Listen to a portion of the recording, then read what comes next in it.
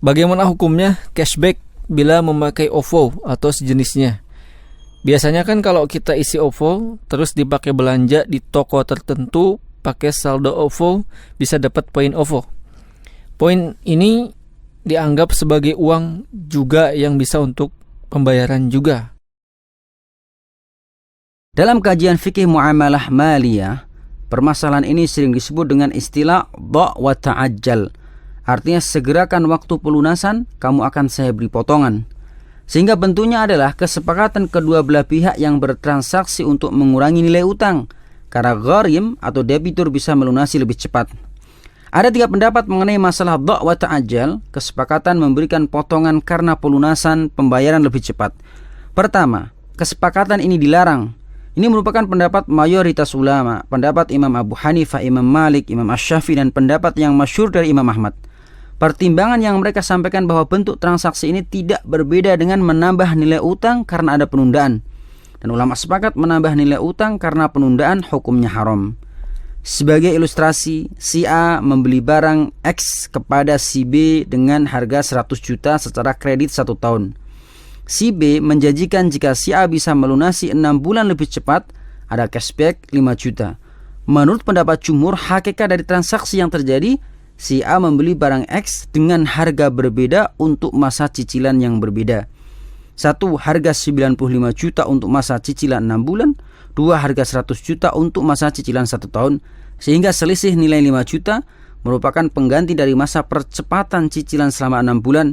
Dan menurut ulama Hambali, percepatan maupun keterlambatan cicilan tidak boleh digantikan dengan uang. Dari Al-Miqdad bin Aswad, beliau bercerita, saya memberi utang seseorang sebesar 100 dinar.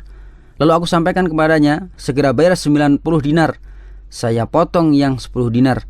Orang ini setuju, lalu aku cerita ini kepada Rasulullah SAW dan beliau bersabda, akalta riba Miqdad wa at'amtahu. Kamu telah makan riba dari Miqdad dan memberikan riba itu kepadanya. Hadis riwayat Al-Baihaqi dalam sunannya. Pendapat yang kedua mengatakan bahwa kesepakatan ini dibolehkan. Ini merupakan pendapat Imam Ahmad dalam satu riwayat, Imam Ibnul Qayyim dan Syekhul Islam Ibnu Taimiyah. Ibnu Qayyim menyebutkan bahwa ini adalah pendapat Ibnu Abbas dan Zufar dari Hanafiyah. Alasan Ibnu Qayyim yang membolehkan hal ini, karena kesepakatan ini kebalikan dari riba. Dalam transaksi riba, waktu pelunasannya ditambah dan nilai utang dinaikkan. Sementara kesepakatan ini bentuknya mengurangi beban pembayaran sebagai ganti dari pengurangan waktu pelunasannya. Sehingga menurut Ibnu Qayyim masing-masing mendapat manfaat dan di sana tidak ada riba baik secara hakiki bahasa maupun urf atau kebiasaan setempat.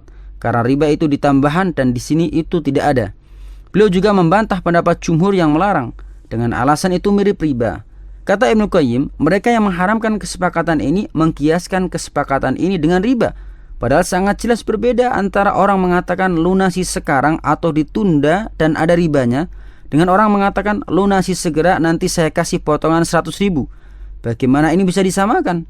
Sehingga tidak ada dalil yang menunjukkan haramnya, tidak pula ijma maupun kias yang sahih. Sementara riwayat yang menjadi acuan dari Ibnu Abbas bahwa Nabi ketika memerintahkan untuk mengusir Yahudi Bani Nadir yang berkhianat, datang beberapa orang di antara mereka dan mengatakan kepada Rasulullah, wahai Nabi Allah, engkau memerintahkan untuk mengusir kami, sementara kami masih punya urusan utang piutang yang belum lunas. Kemudian Nabi memberi saran, dha'u wa ta'ajjalu, berikan potongan dan segerakan pembayarannya. Hadis riwayat Daruqutni dan Baihaqi dalam Al-Kubra. Ketiga, ketentuan ini dibolehkan khusus untuk akad mukatabah. Sementara untuk akad yang lain tidak dibolehkan. Ini merupakan pendapat Imam Syafi'i dan Imam Abu Hanifah dalam salah satu riwayat. Akad mukatabah adalah menjanjikan budak untuk merdeka jika bisa membayar sekian dinar selama rentang waktu sekian. Dianjurkan jika bisa melunasi lebih cepat untuk diberi potongan, karena berarti menyegerakan pembebasan budak yang itu dianjurkan. Lihat kitab I'lamul Muwaqqi'in.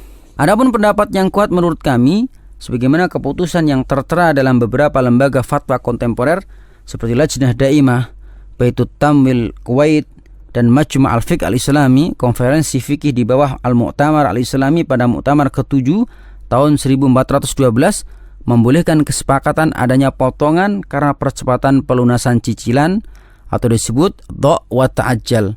Pertimbangan terbesar mereka adalah bahwa dalam kesepakatan ini tidak ada riba sama sekali. Justru ini kebalikan dari riba, sehingga hukum asalnya dibolehkan. Wallahu a'lam.